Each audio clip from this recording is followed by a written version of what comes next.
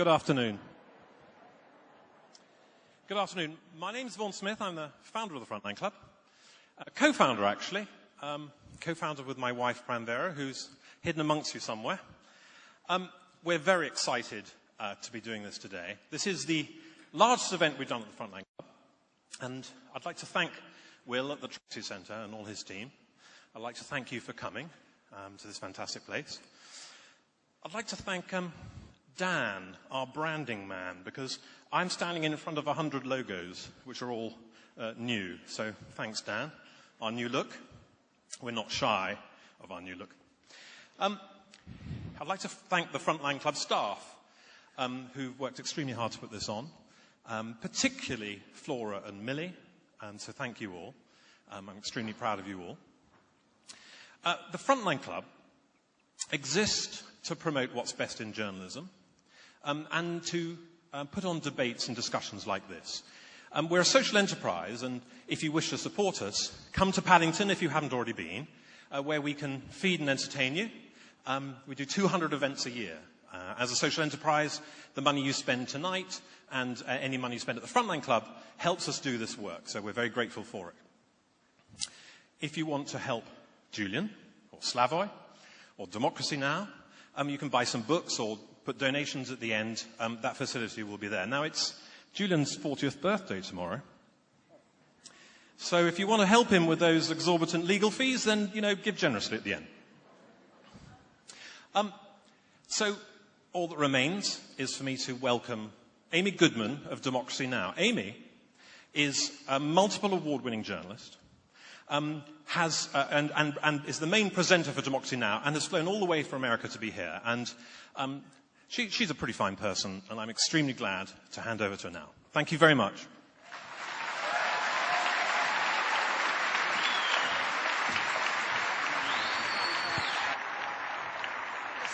Yeah, that's fine.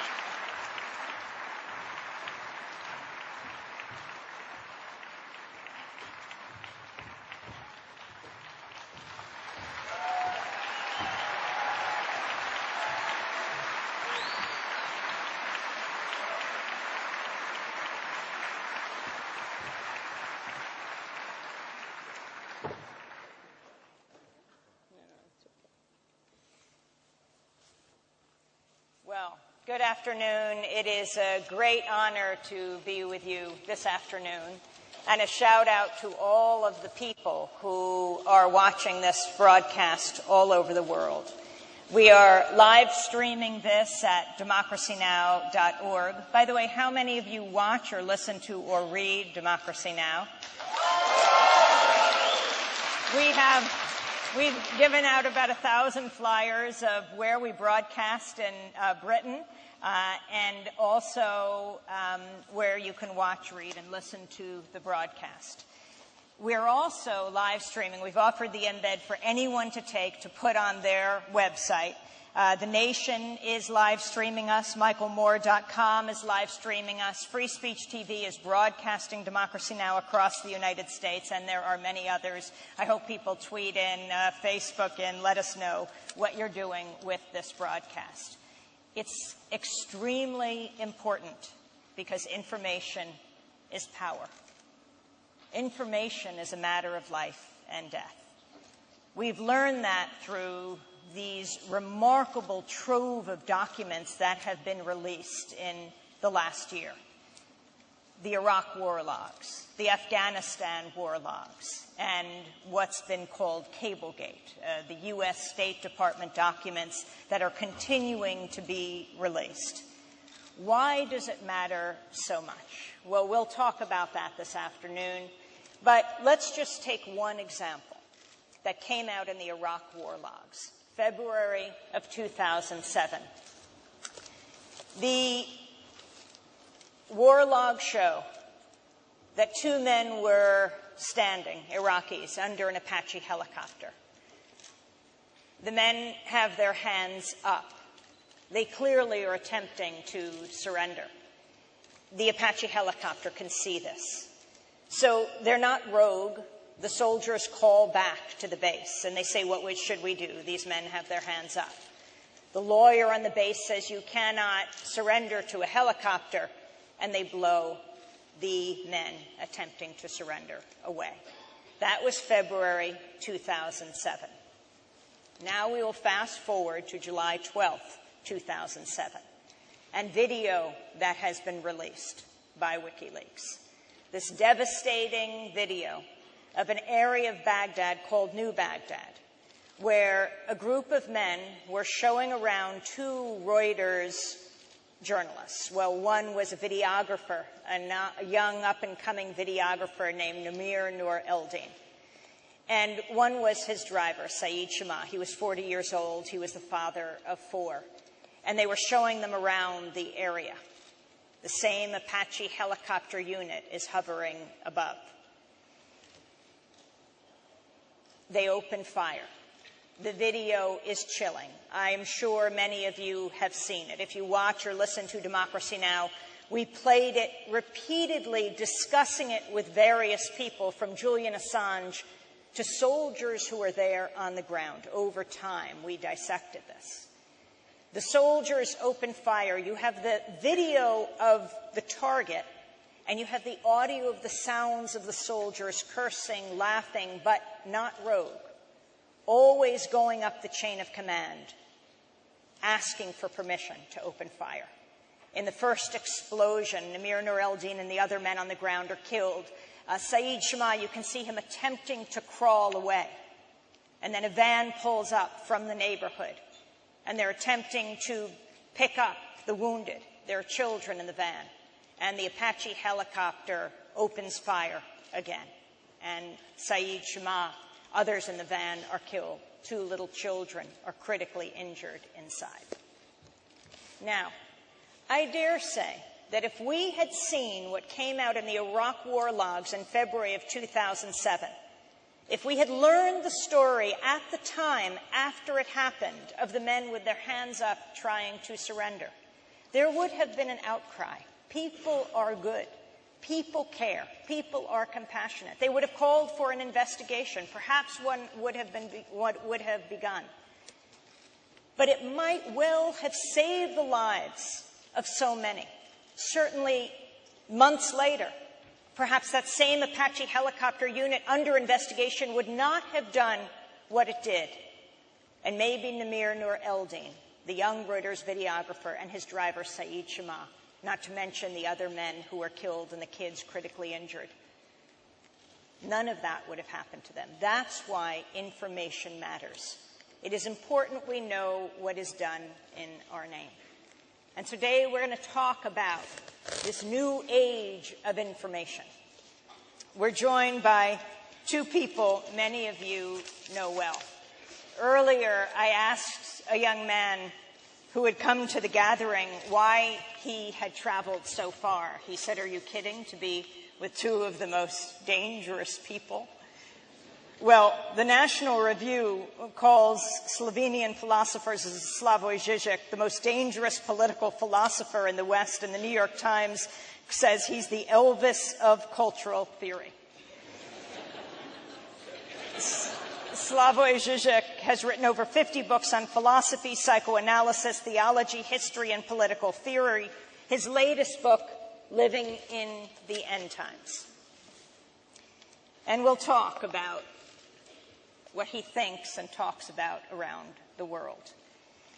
Now, we're joined by another man who has published perhaps more than anyone in the world. In fact, he wrote a book on the underground computer information age called Underground, the International Computer Underground. But with the Iraq war logs, the Afghanistan war logs, now the U.S. government cables that have yet to be fully released, I would say that Julian Assange is perhaps the most widely published person on Earth. Today we're going to have a conversation about information. And I'd like to ask Julian to begin by going back to that moment in 2007 as we talk about the Iraq war logs, and talk about the significance of them for you and why you've chosen to release this information.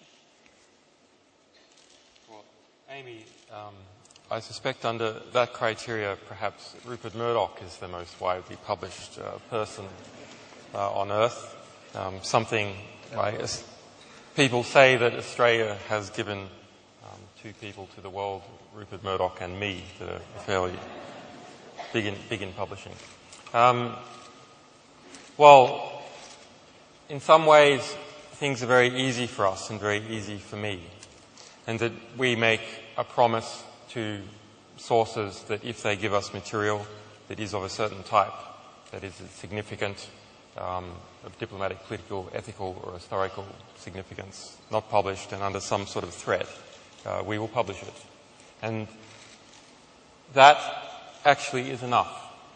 Of course, we have a goal with publishing material in general, but it has been my long-term belief that what advances us as a civilization is the entirety of our intellectual record and the entirety of our understanding about what we are going through, what human institutions are actually like, and how they actually behave. And if we are to make rational policy decisions, insofar as any decision can be rational, then we have to have information that is drawn from the real world and the description of the real world. And at the moment we are severely lacking in the information from the interior of big secretive organizations that have such a role in shaping how civilization evolves and how we all live. So getting down into Iraq, so that was 400,000 documents, each one written in military speak. On the other hand, each one having a geographic coordinate down often to 10 meters, a death count of civilians, US military troops, Iraqi troops, and suspected insurgents. So it was the first, the largest, because we also did the Afghan war logs, the largest history of a war, the most detailed, significant history of a war to have ever been published, probably at all, but definitely during the course of a war. And so it provided a picture of the everyday squalor of war, from children being killed at roadside blocks to over 1,000 people being handed over to the Iraqi police for torture, to the reality of close air support and how modern military combat is done, linking up with other information such as this video that we discovered of the men surrendering, being attacked. So it's, as an archive of human history, this is a beautiful and horrifying thing, both at the same time. It is the history of the nation of Iraq in most significant recording during its most significant development in the past 20 years.